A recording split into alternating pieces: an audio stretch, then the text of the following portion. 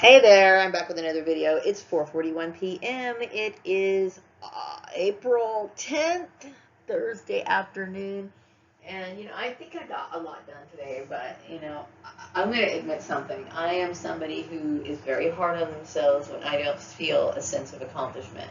This is how I am, and this is what drives me and motivates me. Okay, I have an internal drive, and if I set goals for myself, I feel like I have to do it. And I can let myself down if I don't accomplish them.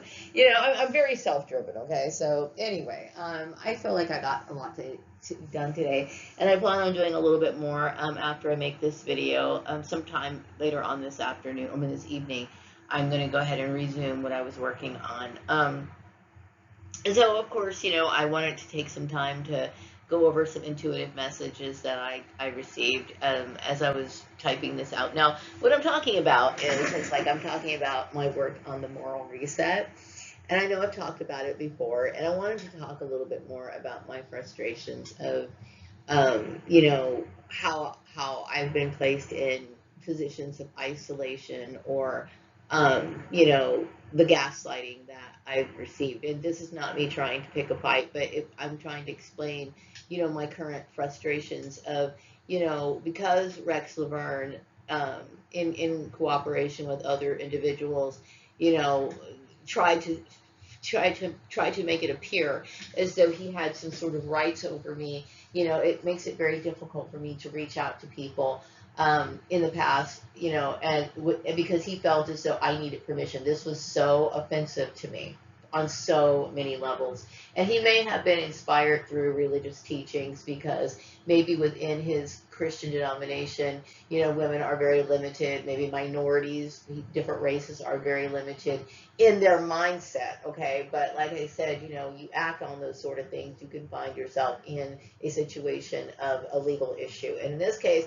I should have been able to sue this man as well as everybody who participated. We all know this, but, still, how does a person who has been abused in such a manner, find the ability to get the support that they need? Like I've mentioned before, the moral reset. I plan on sending it to decision makers, but I don't want um, I want to be taken seriously, and this is important to me. And I don't want, any third party interceptions. If I'm sending this to Donald Trump, then it needs to go directly to Donald Trump. And, or somebody from, like, Department of Education in California or whatever. So, those are the people in the microphone I'm sending it to as of now. And of course, this is something that I'm trying to do as much brain dumping as I possibly can because, I'm thinking about different scenarios that could create social conflicts, and talking about, the psychological effects of, people's behavior and as well as the legal aspect of it. So I find myself, coming up with new things to bring into this presentation as I go along. And today I was, and sometimes I'm going to tell you, it depends on how I create it and how I start the project is how it ends up being developed. Okay. I have what they call very unconditional methods when it comes to creating certain things. And some things are conventional, because I've actually learned a skill to contribute to my writing abilities or whatever. But when it comes to like things like, my videos as well as my little booklet presentations, sometimes, I will create the entire script or whatever, and then create the table of contents. And sometimes I'll make the table of contents and then create the script and then do the narrating or whatever. Sometimes it doesn't always come into the same order. I try to work based on my motivation, because when you're motivated to do a certain part or certain section or whatever, and you're really like, I was really excited about talking to people about the age of um, the legal age, their legal age. Okay, so I'm writing out this presentation, and eventually I'm going to be narrating it, right? But because I'm excited about this, bringing this information to people who've never really even thought, or maybe they were prevented from learning this information, I get really excited about it. So I tend to work on this side of the project first, and then, I'll be a little bit more excited about the other parts of it later. It's just, I tend to want to take advantage of the times where I feel like strong surges of passion, right? Okay, so anyway, I was going to change slides on this video, but I really, okay, I'm just going to tell you, I don't feel like it right now. So, when I'm trying to listen to something or like, like a podcast or something, I usually like to pick up like a hobby, like maybe I'll do my knitting and have this like playing in the background because chances are this is going to be a long video.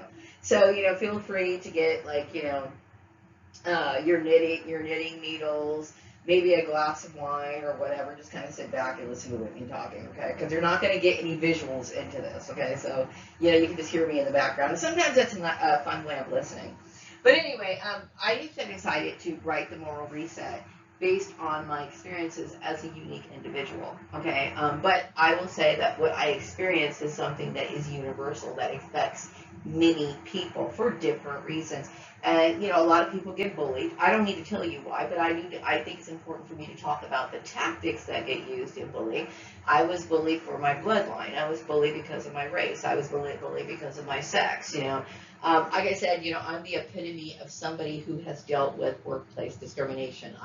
There's so many things, that I represent that, like I said, represents that very well. Okay, but a lot of women deal with bullying, or a lot of men deal with, people in general deal with bullying. So it's important to talk about the kind of bullying tactics that certain people are willing to display, certain personalities that come into the subject matter, as well as, making you aware of, number one, your how you feel psychologically, how you're justified to feel the way that you do.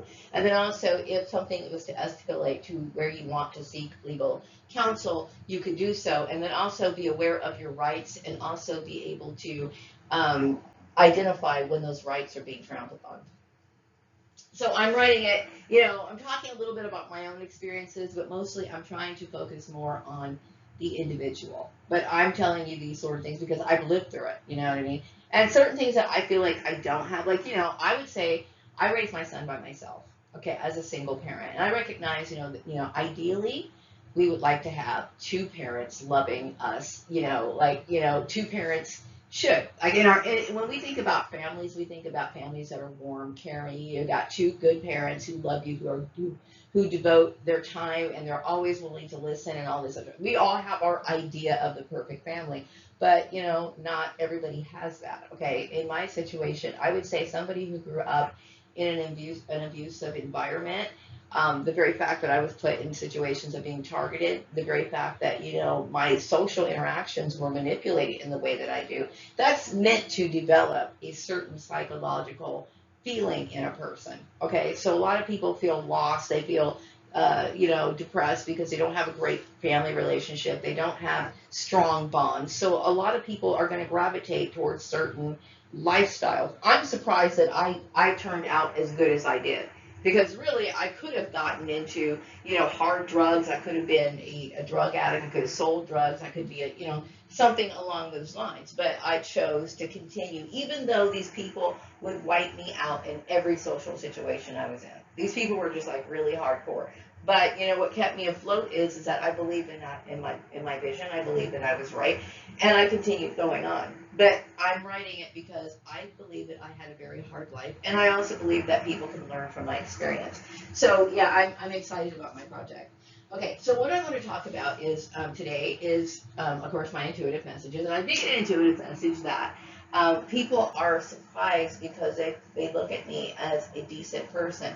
And the reason why a lot of religious people were targeting me, specifically like the Mormons and some of the offshoots and all these other people who got involved, is because a lot of people are under the misconception that you have to have religion to be a moral person. Okay? And that's simply not true. And I'm going to let you know something. This is not me saying this because I've never wanted to create frictions with any religion, whether I believed in their doctrines, or not. I really do believe that when we have a view of God or connection, sometimes if it's shared with the different people, that's understandable. If you have something similar, because you're never going to see God exactly the same way as even your mom or your dad. It's just not going to happen. We all have our ideas of this mysterious force, what it does, how it communicates with us on an individual level. Okay, but a lot of people, feel as though that, and I respect that. I respect the fact that some people want to work as members of the clergy. I respect the fact that some people want to devote their time into religious belief systems. All I'm saying is, in my experience, the criteria that I use to, um, should I say reject, or walk away from the opportunities that I could have taken to belong to a former member of like a church or whatever, is because I did not believe that it gave me any sort of uh, truth. Okay, there was a lot of BS that went on. Okay, and when I say truth, is what I'm talking about is like, the examples that a lot of people displayed within the congregation, not just the leaders, but like the members too. I've seen that their lives were not what I would consider something that I would want to follow in the footsteps of. Okay, so I made a conscious decision to not be a part of a religion, but I've never said, okay, don't do this, don't do that, or whatever. But I know that I was targeted, and because of my bloodline, and so there was religious groups that wanted to target me,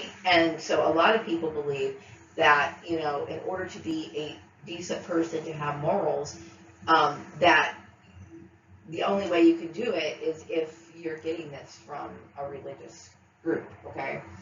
And I'm going to say no. As a matter of fact, I have met people who were atheists, who what I would consider that. Now, I'm going to tell you what. They may not be as moral as me. Because I try to be, as an adult, I try to be as moral as I possibly can. I try to be, well, I don't really have much of a life anyway, so I'm not really put in any compromising situations. But what I'm saying is, when I was younger, I experienced things where I may not have made the best decision. Okay, and so what motivates me to be a good person now in my life is because I remember those days when I was young. Okay, like I remember one time when I was younger, I remember ripping off a pizza place. I wrote a bad check to get some pizza, right? And I felt really guilty about that. Okay, and I remember running into this person as, we were doing the grocery stores or whatever. And I remember walking around and feeling like I couldn't look people in the eye because I felt ashamed of myself. Like I knew that what I did was wrong. He knew what I did was wrong. I knew what I did was wrong. And I wanted to always feel like, I don't want to ever feel like I cannot hold my head up high. I don't ever want to feel that way. So when I got to a certain age, I decided I'm never going to do that stuff again.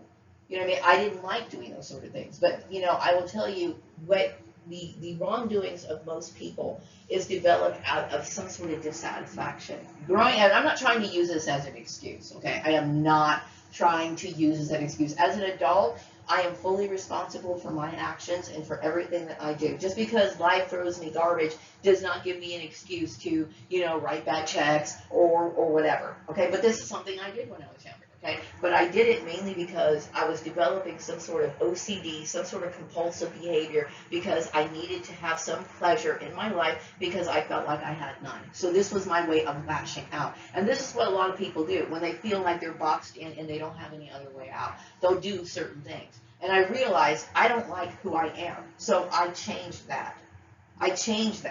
Okay, on my own. No, I did not need a religion to do that to me. I looked at myself and I hated myself for who I was. So I changed it. And yes, people can do this without religion. Okay, what I think religion does is it puts you in situations where, like I said, they could use some serious bullying tactics, okay? I got off the subject. I was talking about atheist people. Now, some atheists, I'm not saying that they're completely honest, and I'm sure they do bad things at certain times, okay? But probably no more or no less than what you call somebody who considers himself to be a devout Christian. There are some atheist people who look at this life as the only one that we have. Like, they think that they don't believe in the possibility of reincarnation. They don't believe in going to heaven. They don't believe in any of that. So they have to make the best out of this life right here. So because of that, they tend to have more of an appreciation for this kind of life, so they try to do the best or live the best life they possibly can, and that includes having as genuine relationships as they possibly can, meaning, they want to have be as honest as, they humanly can be with the people that they are around, okay, because they feel as though there may not be anything after death, So let me make the best life out of it as possible. Okay. So a lot of times, you know, in my experience with religious people, you know, like I said before, you know, in order to keep an operation going, a lot of times, you know, people use brainwashing. People in positions of power use brainwashing, and so this is why we have a lot of religious people who think things that to me are like way off. Okay, like because and it's way off because their world has been very limited. Like everything that's been told to them has been told to them for an agenda, and that is to basically shape and mold their minds for one specific thing, whether that be them using you for your resources or whatever. And yes, unfortunately, you know, corruption does creep into churches, even if a church did not intend for it to be that way. You know what I mean? Like I'm not saying that I believe in Joseph Smith or you know I believe in the Mormon religion. That does not mean to say that, like I said, I don't necessarily believe that he didn't have any inspired vision. He possibly did. You know what I mean? We all have our way of communicating with God, deity, however you want to call it. Okay, but there are sometimes people get into these groups, and oftentimes when people get into groups, they want to have this. They develop an us versus them mentality. So it becomes I'm a Mormon or whatever religion it could be, right? And I want to be able I want to feel superior. You know what I mean? And I understand, you know, it's not just Mormons, it could be anybody. And it could be more than just religion. It could be like, you know, some other sort of affiliation that people belong to. I'm always very careful when it comes to me associating with any sort of group because I understand what ego can do to a person. When we bring ego into, into the mix or the need to feel superior, what all of that can actually do could be very devastating. Okay, so yeah, I have learned to be an upfront person because when I was younger, I did not have proper training. I did not have proper guidelines. Like, for example, my parents wanted me to budget my allowance, right? And that they were cool about it. And I'm going to tell you what, I got allowance way after I was the age of an adult. Like, here in California, by the time you're 18 years old, you're considered an adult. Your parents are no longer responsible for you. No longer responsible for you. If they wanted to throw you out the house, they could do that if they wanted to. Okay? But a lot of parents, you know, I'm sure they love their kids and they're trying to get them on their feet and whatever. But they are not responsible for me, right? So I still got allowance after I was an adult. Okay? So, but the thing is that, you know, there were certain things that my father grew up really poor. He grew up really poor. Very poor. Okay, from the stories he told me, he was very poor. And, you know, because he didn't have much, he wanted to give his kids as much as they possibly could. And what did that create? It created me growing up with no sense of money. Like I had no sense of money at all. Meaning what I mean by that is like, you know, I knew kids who would save up for a bicycle. Their parents would make them go save up for a bicycle. I had no concept of anything like that. I had no idea of like what it was like to pay for my own things. And really, in reality, I was actually kind of ashamed of that because I knew deep down inside that was a life skill that my parents were not able to show me. Okay, but as an adult, I found out the hard way. Okay, and it was these hard experiences that helped me become who I am. Okay, so no, I do not need religion to do that. What I needed in life was to have a clean conscience. What I needed in life was to be able to look at myself in the mirror and say, you know, I'm not ashamed to face people because I'm not going to do that anymore.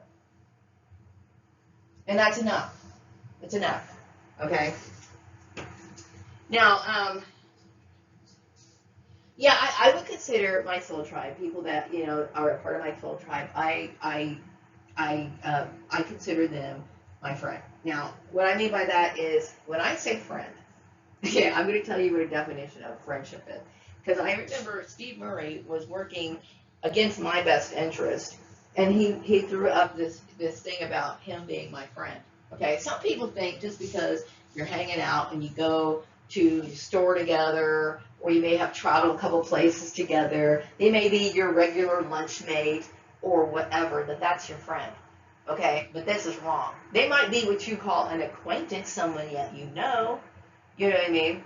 But a true friend would never throw you under the bus. Okay? The thing in life that I have learned how to focus on throughout the course of my life and making a lot of mistakes and understanding the discontentments that I've had with other relationships, meaning like, where I felt like some of my friendships were not up to par. The reason why is because I had a high standard of what these friendships were supposed to be. And these other people just looked at it like, well, you know what? We're just having lunch together.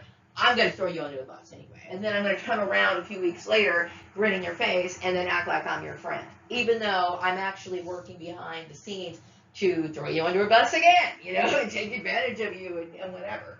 No, a friend is supposed to help protect you from the things that you want to protect yourself from in life. Okay? Your friend should be doing that for you. Okay, and if you can't, then then you need to question whether or not you can be a friend. And see, the thing is like I personally think that those things should be discussed up front. And this is me saying this from experience of being thrown under the bus so many times because people do not understand the expectation. Yeah, you know what? As a friend, we naturally expect loyalty from our friends, from all of our relationships, whether that be platonic, romantic. Our parents, like when we find out our parents are not what they say they are, I can't tell you how devastating that is, right? Because we naturally want people to be loyal to us, okay? But the thing about me is like I fully understand that, and I'm naturally loyal to people who are loyal to me, all right? So when I meet people, you know what I mean, and as an adult now, I don't think I should feel ashamed to say, you know what? This is what happened to me in my life, and I remember I was very hurt by this, okay? So please do not do this. Because if you really care about somebody and you want them to be around you, you're going to try to let them know how far, or, what kind of buttons you don't need pressed. Because, we live in a world where people are triggered. A lot of people are triggered. This is what I'm talking about, like mental illness and stuff like that. It is very common. Because when we think about how abusive society, I'm going to tell you right now, my experience only let me know and confirm how abusive society really is. Okay, I understand this. Okay, so a lot of people have all kinds of trauma, all kinds of triggers. I will tell you, coming to find out in my 50s that my mother was just a method actor is enough to shatter a person psychologically. Okay, yes, we naturally have a need to be loved by our mothers. We naturally do. Okay, and to find out she's a method actor is very disturbing to me. Okay, so it's like, these are things that to me are the kind of things that could create all kinds of implosions on a person's mind. So as if I had a friend who told me, you know what, this happened to me when I was growing up, I'm going to make sure as my friend, somebody I want in my social circle, somebody who is an extension of my family or whatever, then I'm going to make sure that those things don't happen. And see, a lot of times people look at you as a social piece. You know what I mean? They look at you as a social piece. And so they use you to either get some sort of monetary gain or step over you, step inside a social circle or whatever. You know how some people can use you for whatever reason. So it's like, and this is very common. And people will still think that I can call this person my friend. Okay? But I have been devastated by people. So when Steve Murray, mentioned, oh, I want to be my friend, and I also got the intuitive message that there's a lot of people who threw me under the bus, mistreated me, abused me, and now they want to be my friend. You know what I mean? I would be your acquaintance. Some things are just too devastating, right? But what I'm saying is that there are certain things that a person should do when they're in a friendship or whatever. Always make sure that if you have a friend or you care about somebody, you never degrade that relationship. You never, what do you call it? What is the word that I used before? Because I remember talking about this in another video.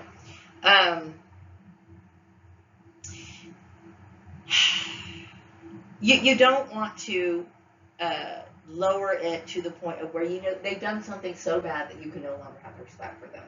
Like, taking jabs at me because I can't believe the whole blood to line targeting thing. To me, I'm very sensitive about. Okay, because you're set up in this fake family. You're set up in a fake reality. You are abused. You are, beaten out of things that are necessary to survive. I think about the years that I was bullied in the school system. You know what I mean? Which I'm talking about bullying in this moral reset as well, and how how devastating it can be and how lifelong it can be. The kids that I grew up at school, the kids that I grew up at school with, were a lot of these Mormon kids, were part of my bullying thing, okay? So bullying can get out of hand. And it took up my life. It destroyed my life, okay? So, but some of these kids, you know, I remember I have some of their signatures in the yearbook, my school yearbook, of these kids, you know, signing my school yearbook and saying, hey, your friend, so-and-so and so-and-so. No, you need to understand, that is not a friend. That's a playmate. That's somebody you have lunch with. That's somebody, it's an acquaintance or whatever, but it is not a friend, okay? It's not a friend when they do that kind of stuff to you. So anyway, hang on, let me adjust the,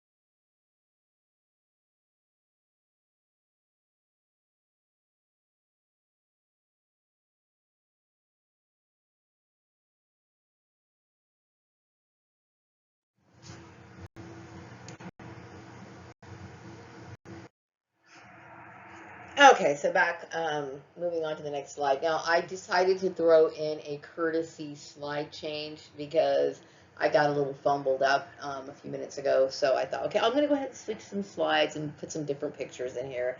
Try to make it a little bit more interesting, just in case, you know, you don't have anything else to do, and you do need some visuals, okay? Anyway, but anyway, this next slide that I chose, I was thinking my intuitive messages were highlighting the issue of my desire to improve the workplace. And you know, I've been making videos for quite a long time, since 2015. I realized in September my YouTube channel will be 10 years that I've been squawking about, you know, everything that happened since leaving Murray Family Farms place. That's crazy. Which, you know, I left Murray Family Farms in 2013.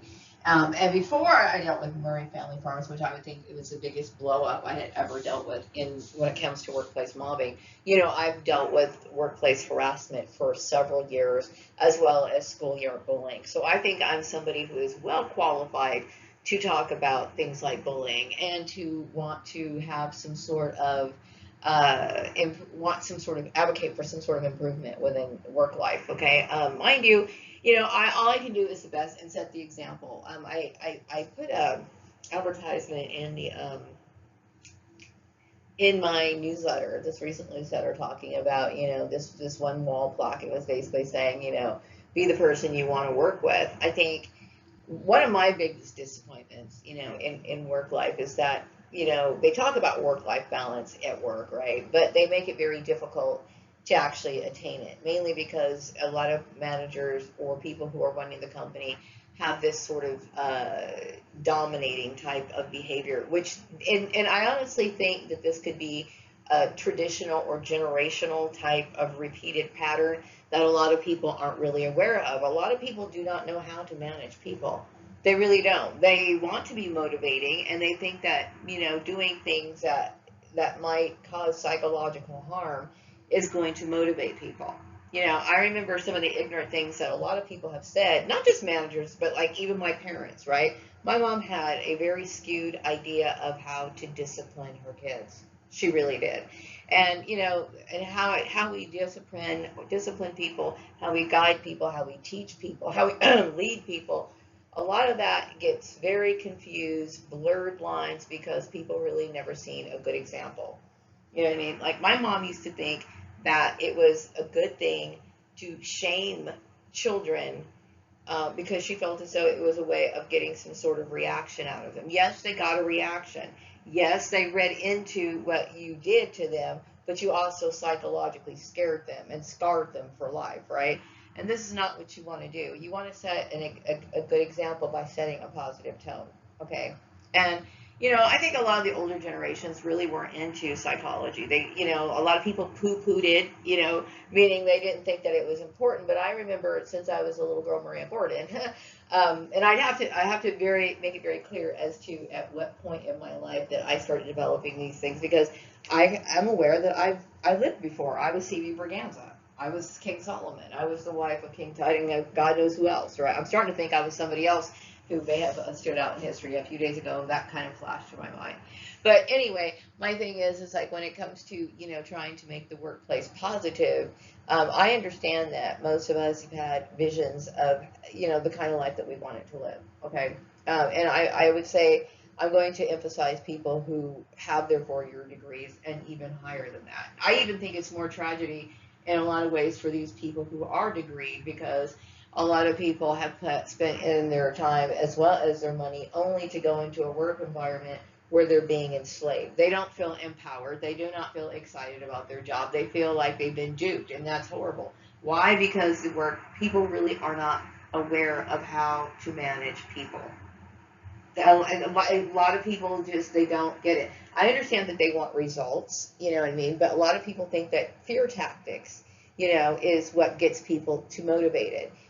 Fear tactics, you know, add up over a certain amount of time, and people become resentful. You know what I mean? And when people become resentful and they feel dreaded, you know, like there's a bunch of dread surrounding a situation, they are going to act out. Just like what I was talking about when I was younger and I was unhappy because I did not have any sort of real social belonging. I did not feel secure in any of my environments. So what other thing could I do? I would just look for random things to do, such as I didn't see anything wrong with writing a bad check for pizza or whatever because it was an outlet. I was not happy in one way, so I'm going to act out in another. Okay, and if that was not had that not been checked, meaning if I was not somebody who was well disciplined and saw the error of my ways, I could have moved on to something else, right? And done something even worse, okay? But my saying is, a lot of times when it comes to people who work for other companies, you know, they act out in aggressive ways towards their employer, okay, in different ways, okay? Now, I am not in any way excusing people doing bad things to their employer, okay? But when people feel like they're being cheated out of their life, because I'm going to tell you right now, a lot of us work hard, right? And we don't see our families. We sacrifice too much for getting so very little out of it, right? So a lot of people, you know, will resort to ripping off their employer in certain ways. Okay, it could be anything. It could be, you know, them stealing things like toilet paper to people writing huge checks to themselves. Now, I would never do something like that. But I'm saying is because when people feel that they are not getting what they deserve or they're not getting the recognition that they want or they feel like they've been slighted, okay, because of abusive situations and not feeling like their life has any sort of meaning, they are naturally going to act out in some way.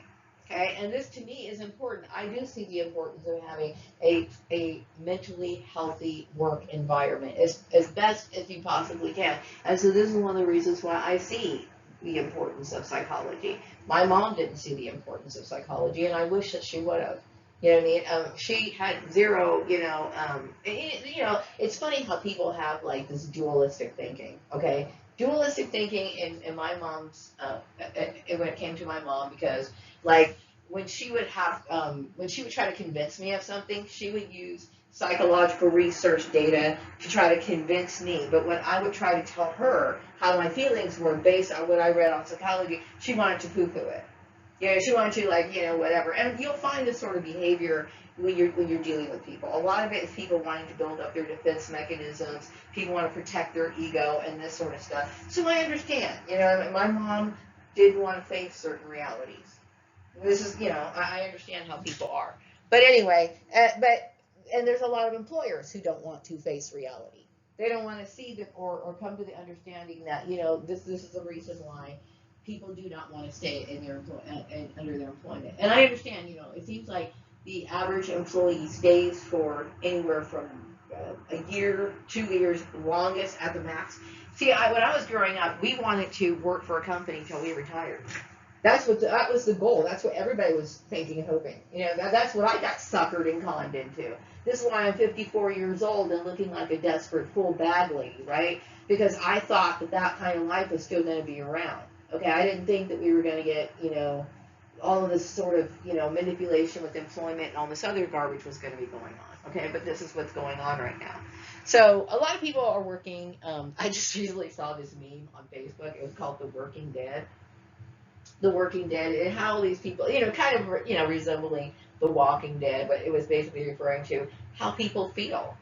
You know, these things are variable. Expressing something like that it means something. It means that there's a lot of discontentment when it comes to the work life. So yeah, I'm hoping that I can play a big role in changing that, because I can tell you, you know, for somebody who's been bullied or belittled or disregarded or undervalued in the workplace, that can really lead to a lot of psychological problems as well as health problems. You know, a lot of people die of heart attacks, and it's work related.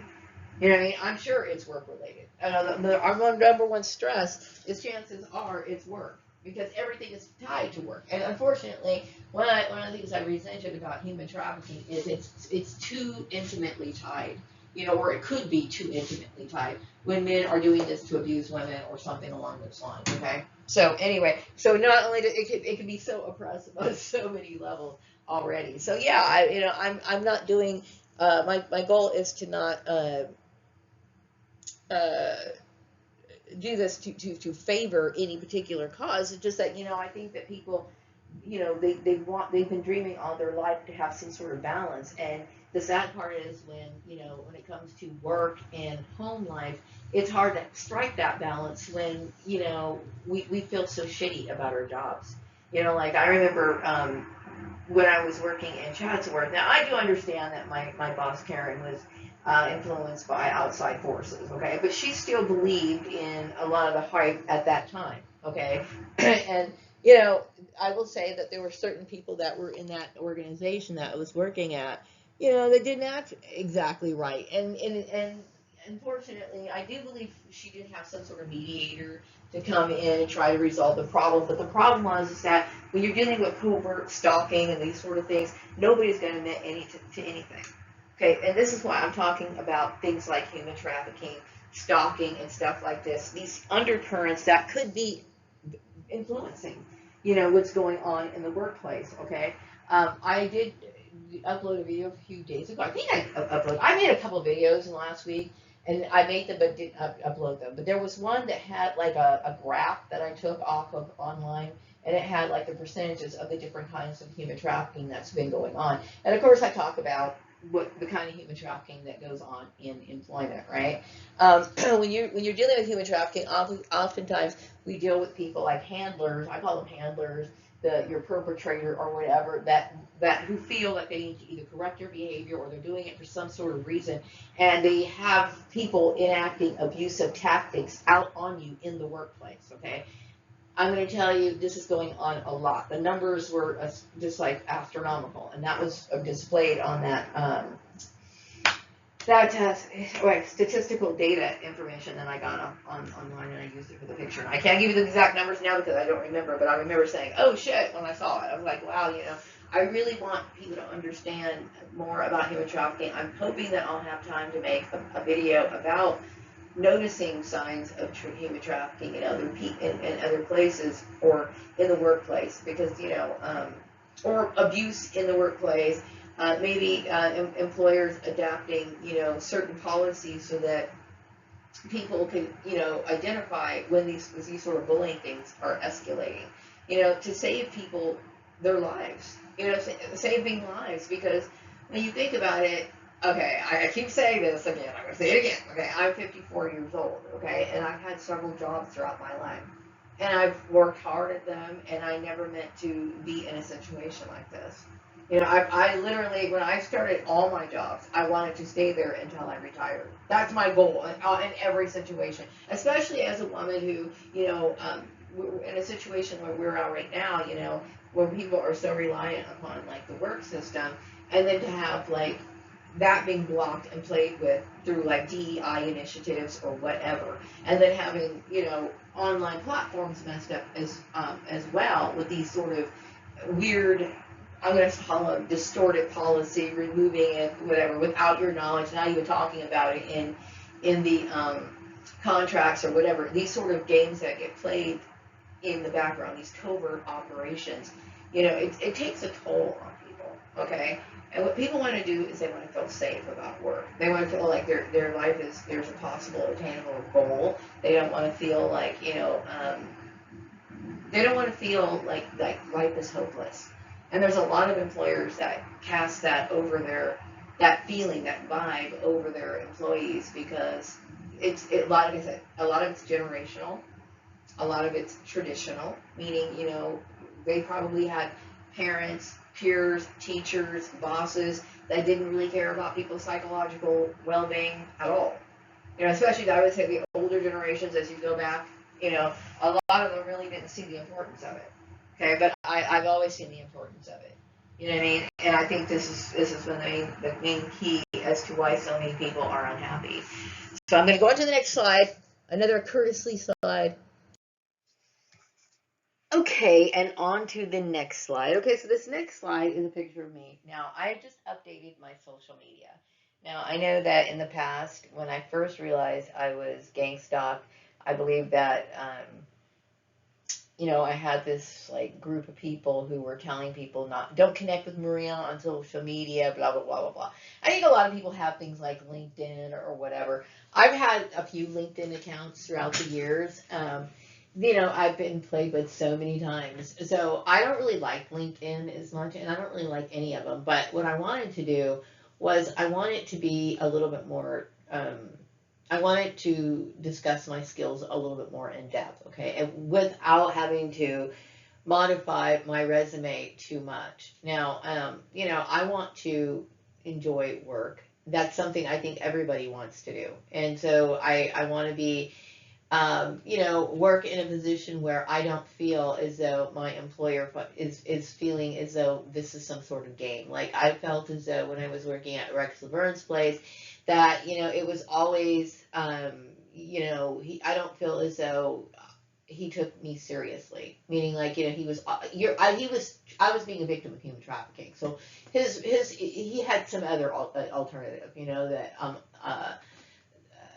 ulterior motive. But I'm somebody who wants to feel stable. So when I talk about going to work, I try to put in as much as time as I can and put my best foot forward, because I understand that I only have me. Now, I understand some people may roll their eyes at my work ethic, but I do believe that it's important to have a strong one and be very committed to that. I will make it very clear that I do not believe that people should be enslaved to their employer. And what I'm saying is like, there's a lot of abuses that have been going on in the workforce, which such as what I had to endure. But I still want to get the best out of every minute of my day. So yeah, I want to work for an employer where I feel as though my skills are matched, as well as, recognized, instead of having to deal with abusive situations, which I felt as though, this man from Rex Laverne was always trying to play me down, as well as the girl who was working alongside of me, but she was outside of the office. It was like I don't really feel as though he was aware of all of her skills based on some of the things that he said, which is disappointing because you can't really make any plans. See, this is why I hate it so much, because when you're a victim of human trafficking, you cannot make plans for your life because somebody else is in control of it. So what if that girl was hoping that she could get a raise so that she could try to improve her living situation, and she might be devoting her talent to Rex Laverne's place, a business where she's never going to have any raise, she's not going to see any improvement in her life situation, but or she could look for another job, but he's preventing her from moving, or or saying she has to work for him in a very low what do you call it, demoralizing job. But I will tell you, being a victim of human trafficking is not fun. Anyway, I was thinking about, okay, anytime you're out of work, you're gonna have to look for another job, and you have to update your skills. Like whatever job that you were doing the last time, you want to make sure that you add that onto your resume or whatever. So anyway, I did update my social media. I didn't mess with LinkedIn. I think the name of it is called Alignable. Okay. Anyway, the only reason why I did that one is because I had some sort of reminder message in my inbox. So I decided, okay, I'm bored. I'm going to go ahead and do it. And I did that. Now, I refer to myself as an occupational engineer. Why? Because I enjoy looking at the inner working of a company, seeing how it works. And because I usually am working in the accounting, I can see the results of if people make any sort of attempts or efforts to try to maybe do a certain promotion or whatever. So I have always been putting it together all in my mind. Okay. The only problem is that I was always in positions, being hired in positions that was not my job, but I always knew how to work and build a company. And this is something that I feel that needs to be mentioned. Okay, now whether I get that or not, still, what I mean, I'm tired. I believe that in life we cannot let other people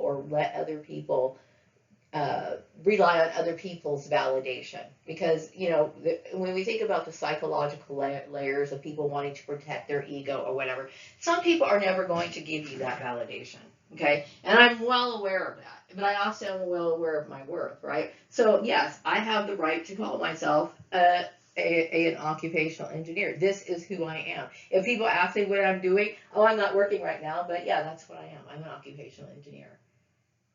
Because I understand what the setup process of a business, how to promote a business. I understand the inner working of the business. The bad part is I have never been given those opportunities, except for certain management positions that I was given. And I understand people want to downplay me. I think it's funny to offer me accounts payable clerk jobs, but I want people to understand I know my worth, and I may not be recognized by anybody else, but I do. I know it. Okay, and so I would suggest the same thing for any other person. I really would, right? Because in this life, we have to have a sense of accomplishment, and sometimes that's only got to come from ourselves. So anyway, if you want to connect with me on Alignables, my information is in the description box. Okay, so I'm a little bit more motivated to add some visuals, for your viewing pleasure. It's just kind of turning out this way. It's not very common that I do that. Not very often I do that, but consider yourself lucky.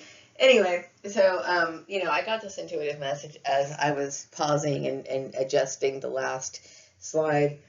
That the thought that's kind of coming through me that I think needs to be expressed is I think a lot of employers try to get more out of their employees in abusive ways, and a lot of times they set unrealistic expectations for everybody when really it's only a few select groups of people or kinds of people that are willing to do the kind of work that they really want. Some people want other people to have a strong work ethic, and they want people to put in the hours and this sort of stuff, when in fact the majority of people are there just to perform a task, and that's fine for them. Some people just want to put in their 8 hours. They want a specific routine or a task, and that's what they're good for. Okay, not everybody should be expected to have the kind of work ethic someone such as myself has. Now, I have always looked at work as kind of my sanctuary at times. If I was edgy at home, there were times where I found more comfort for my own self, okay, just because I'm in a different environment and I'm keeping myself busy. I felt as though sometimes work was an escape from my boring routine at home or whatever. So I've always looked at it that way. Now, when I was working at Murray Family Farms, I actually enjoyed going to work every day until, it escalated. It usually starts off pretty good, like, everything's going well. And this could be because, whatever. Okay. But at some point within my presence or my time being spent at this employer's, there's going to be a time. It's usually right when everything is going well. And then I would get, sabotaged and people would be playing mind games and all this other stuff. Okay. And this is what I believe is carefully crafted out or whatever as a form of mind control, whatever.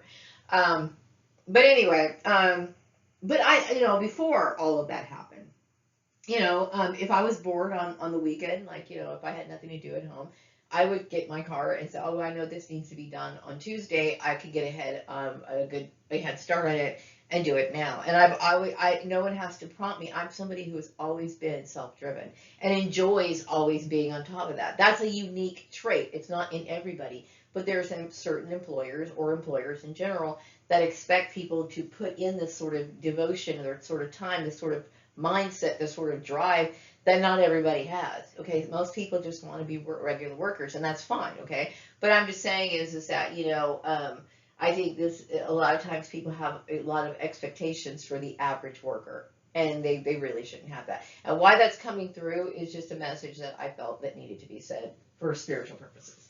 Okay, so moving on to the next thing. Okay. Now, I had talked about me wanting to get my work published, right? And for some reason, some of these old tales, of these lessons. Some of them are fairy tales. Some of them are just old wise tales that have been like transmitted through different generations and whatever. Word of mouth or storybook lessons, I guess, kind of tying into the whole plot of how people wish for things and they end up getting it and they wish that they never had those things. Okay, now I have always wanted to have my work published, but I sometimes I get these messages that there are people, especially after I've just dealt with the human trafficking thing, that can be extremely abusive within certain industries. Okay, and something tells me that I should just be content with how my life is because there is an actual form of abusive slavery that actually goes on. Okay, depending on what people really think that they want, and there could be things that you could regret that you might want and you don't really want. And who's to say, if I was to look into it even further, maybe those things don't exist. And I'm not looking so much for fame and fortune, but what I'm asking for is a chance to make up for the time that I've lost. You know what I mean? Really, I should have been suing these people so I can get what I lost and then some, because that's really how it really should be. I mean, if things were fair and just, and I was not a victim of a underground genocide program, and that's what I'm going to refer to it as, the modern day Holocaust, whatever you want to do it, call it. When we have people going to different employers, telling lawyers not to take my case or ignore me, I can't take calls, somebody is in control of me, manipulating, managing who I am as a person, all of that was to strip me of my rights that I rightfully have, right? So I'm not trying to dig up an argument, but my point is that, I have always been somebody who understood that I was the only person I could rely on. I always knew that. Okay. Even before I knew I was, this big of a target, like, I was connected to like my soul tribe and that, I was being targeted by Mormons before I even knew who C.B. Braganza was as Maria Gordon. Okay, I knew my mom was getting up in age. I never relied on when I was married. I never relied on my husband's income. You know what I mean? So it's like I knew when I was working at Murray Family Farms, time was a ticking, and I needed to put time into saving up for retirement because I knew my last job I was mobbed out of. So I can't tell you how devastating it's been for me. Okay, so I know that I've made attempts to work at an employer to try to build and save for my future, and then this last time when I was working with or trying to connect with Patreon, The thing is, I know that it was intercepted by hate groups, Rex Laverne, and using other people, the Mormon Church, and whatever. Okay, they were not authorized to be on that contract. Aside from that, it's like, they felt as though they wanted to block out my my lessons because they didn't understand or agree with how I saw things spiritually. But I think it's important to understand that we do have freedom of religion. Okay, this is how the country was actually established and to be set up. Okay, is to have freedom to pursue our happiness. And yes, there's freedom to be whatever religion you want to be. Okay, and some people are thinking, well, how does that work? It's basically, and people can prophesize and they could promote their religion and try to encourage other people to go to their religion, but you don't force that. And see, what they were doing was doing some sort of underground operation, and it was always underground because God knows nobody would come right out and told me, hey, I'm doing this. They convinced people that I cared about and I was close to keep that a secret from me. That right there is abusive. Okay, so when I'm talking about things like gaslighting and triangulation, these sort of things that go on in human trafficking and go on with people who want to control other people. Okay, these kind of terminologies are going to be explained in the moral reset. Okay, what they did to me was extremely abusive. Okay, but that was my chance to make money. And see, what it was me being self-sufficient. Some people, they literally go through life thinking that people are going to give them something for nothing.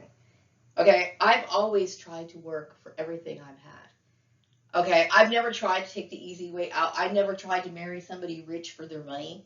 And yeah, I understand some people do this, and it's historical. People do this, okay? But I know what it's like for people to be used. I know what it's like for people for me to be used, okay? And I don't use people for things.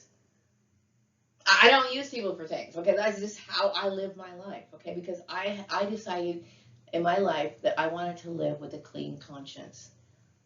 This is what I committed myself to doing in my life. And it seems weird to some people, but see, a lot of people don't understand. They understand religion, but they don't understand spirituality. They don't understand what is sacred. And to me, that's sacred. You know what I mean? To be focused in my own life, devote myself to my own things, stay out of other people's business, and let them pursue the things that they need to get through life. God only knows. I know life is hell. Okay, so this is basically however you look at it. Like, I understand life is hard. Okay, so I have only tried to uh, protect myself, and I've done the best I could trying to do things by myself. Okay, and I want people to understand that there's a lot of abuse out there. There's a lot of abuse out there. Okay, and this is one of the reasons why I'm talking about the moral reset, because look how vulnerable people like me are. I'm extremely vulnerable to and wide open to these sort of abuses. I got targeted by a white supremacist group network. My boss thought that he could call himself my friend. And the mindset of people. You know what I mean? This man's sitting here working behind the scenes to put me to death, and he's wondering, why I find it surprising that, he finds it surprising that I don't consider him my friend. See, this is what I'm saying is people don't know what they're talking about. You know what I mean? And they're two-faced or they have dualistic beliefs or whatever. You know what I mean? And I choose to live a life where things are based on fact instead of superstition or somebody's belief system based on what they want you to believe as truth. You know what I mean? And this is how I chose. I made a decision to live my life this way. You know what I mean? But I think I've lived my life quietly this way. But still, I do realize that I was a victim of a targeted hate crime. And it still leaves me shaken. Like, it plays with my mind. I deal with mind collapses. I deal with the fact that my family was a setup. I deal with the fact that my family, was willing to go along with something like that. You know what I mean? I'm dealing with the fact that, I realize that, I had mentioned before, how much this issue proves so many points and how it really should be a focal point in conversation circles. Like, college students should be discussing this issue. Psychology students should be talking about this. Law officers should be talking.